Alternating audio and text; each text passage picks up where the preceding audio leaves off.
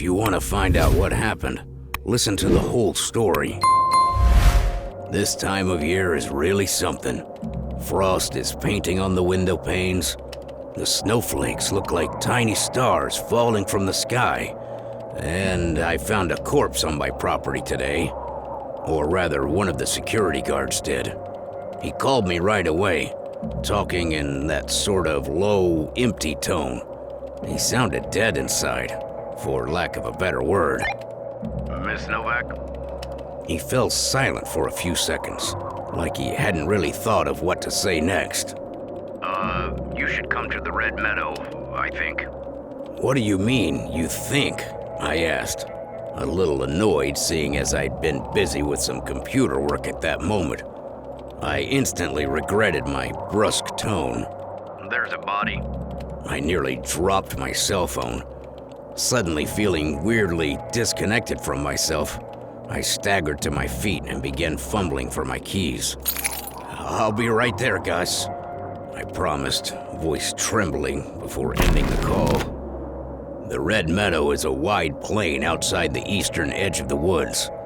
It's full of these strange scarlet flowers.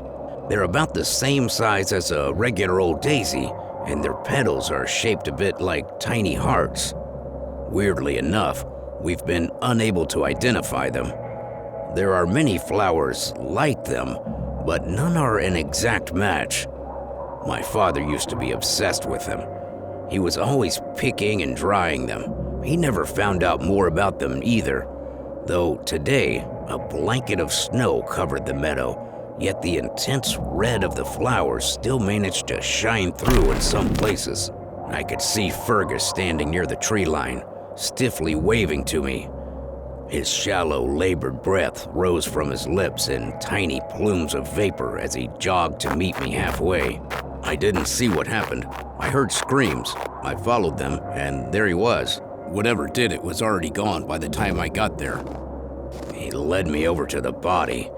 A man in his 30s, dressed in much the same functional clothes as the first cryptid hunter who'd found his way onto my property not too long ago. My head was reeling. How did these guys keep getting in? I think he died of fright. When I found him, he was lying on his stomach, with one of his arms underneath him. Why'd you roll him over? Checking for injuries, found nothing, not even a trace of blood. Look at his face, though. I sighed. I admittedly avoided doing so up to that point.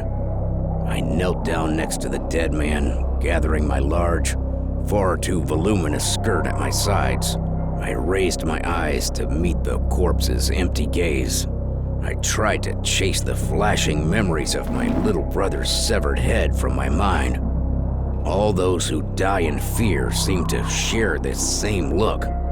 Their horror remains imprinted on their contorted grimace, preserved for those unfortunate enough to happen upon their bodies.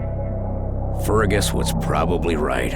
The way he'd found this man suggested he'd been on his way out of the woods, presumably running from something.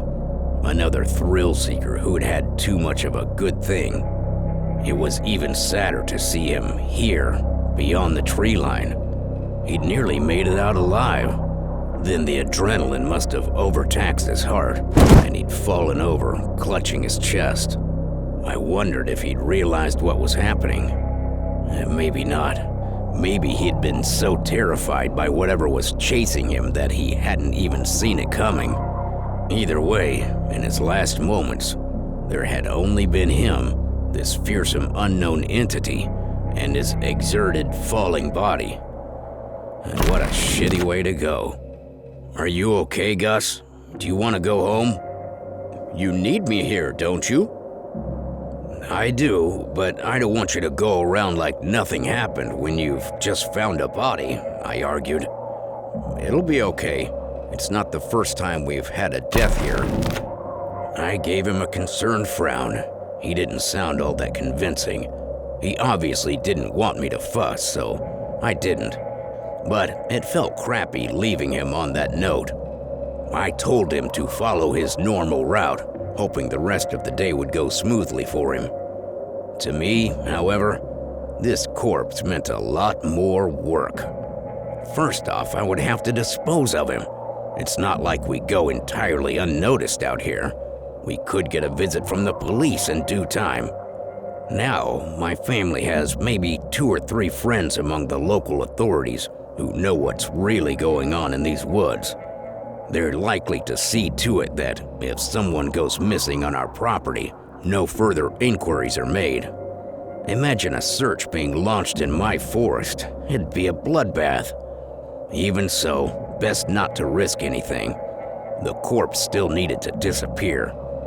The easiest way to do that was to dump it in the lake. In case I haven't mentioned it before, the lake is located about a 20-minute walk from the Red Meadow in a lighter, less densely wooded area. It's twin lakes, actually, connected by a fierce old stream. I had the bigger one in mind, though. Drop something in there and it'll be gone in a flash. Fall in yourself and, oh well. It hasn't frozen over yet this year, so I decided to go for it right away. I don't have a vehicle to transport a corpse through the woods, but I do have Jeanette. Jeanette is a mule. I got one of my workers who was hanging out at my family's house at the moment to bring her right over. We loaded her up and I got on my way. The woods were quiet, as per usual. Walking alone normally agrees with me, but hauling a corpse with a stubborn mule really puts a damper on the mood.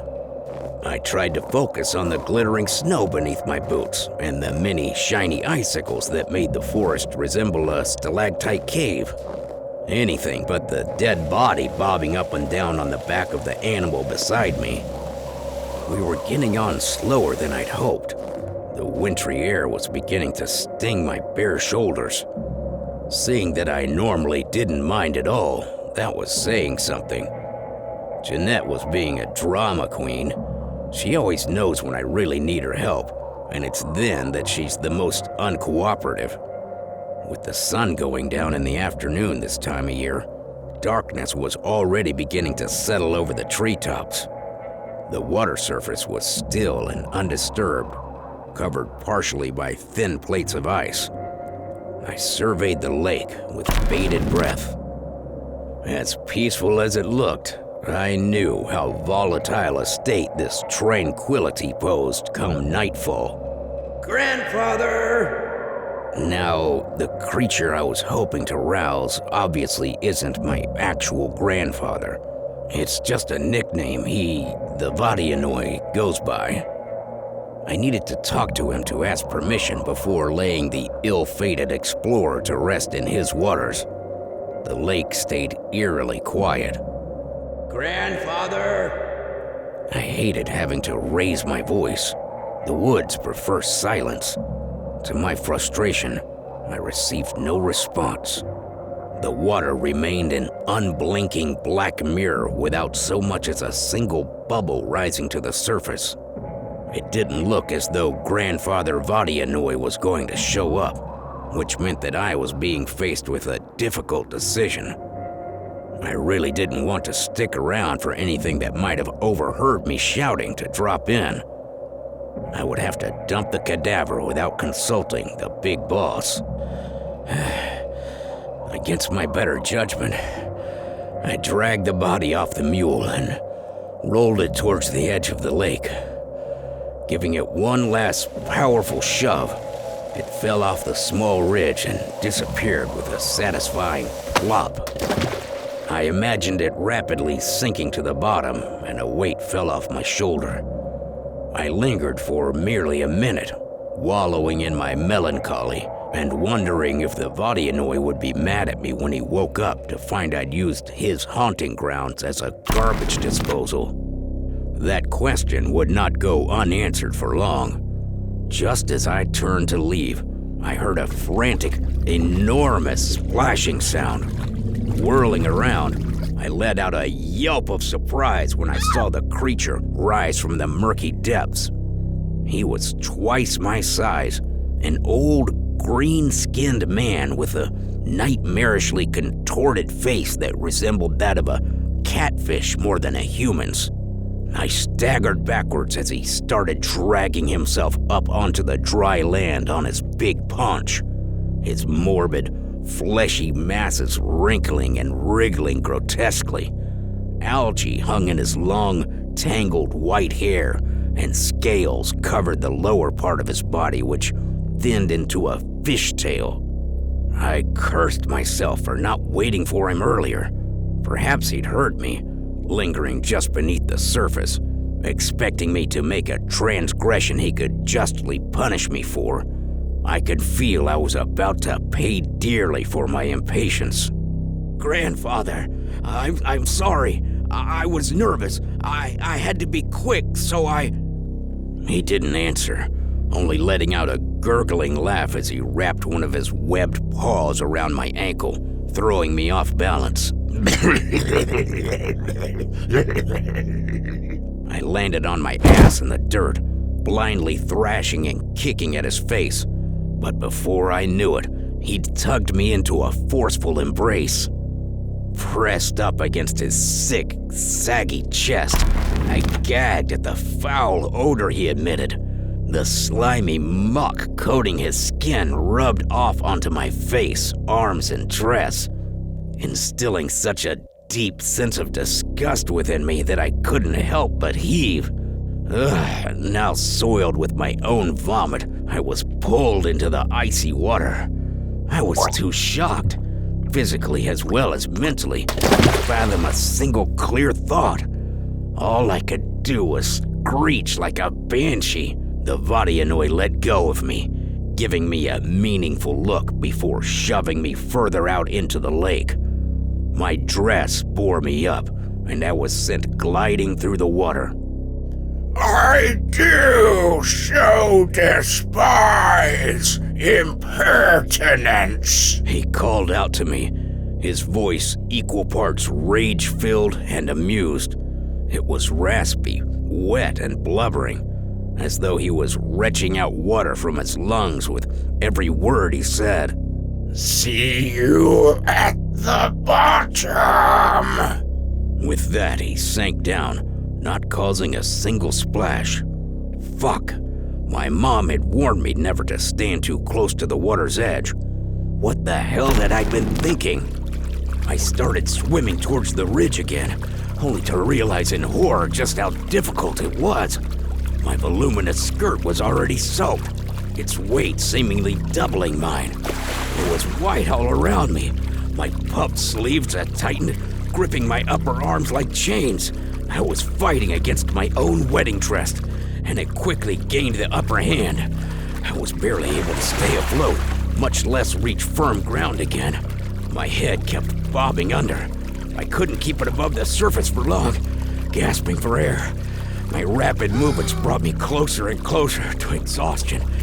Just as I was sinking down once more, I caught a glimpse of a menacingly tall silhouette looming over the lakeside. "Take my hand if you want to live." The Leshy's voice cut through the water. I could hear it clearly even when submerged. Summoning my last bit of strength, I flung myself out of the water and reached for the monstrous, log-like arm he extended to me across the surface. It was long enough for me to climb it like an entire tree, but I was still too heavy. The dress dragged me under. I couldn't pull myself up. Sputtering and gasping for air, I dug my fingers into the Leshy's bark skin. "Shed your gown, wench. It'll drown you." I can't. Pull. Just pull. I'll hang on. He let out a growl, then abruptly drew back his arm, taking me along. Plowing through the freezing water, I felt a relief unlike anything I'd ever known. Once I was close enough, he grabbed me with both hands and lifted me out of the water, dropping me beside my mule. Jeanette had been standing beneath one of the old lakeside trees, resting up and not really minding my near-death experience.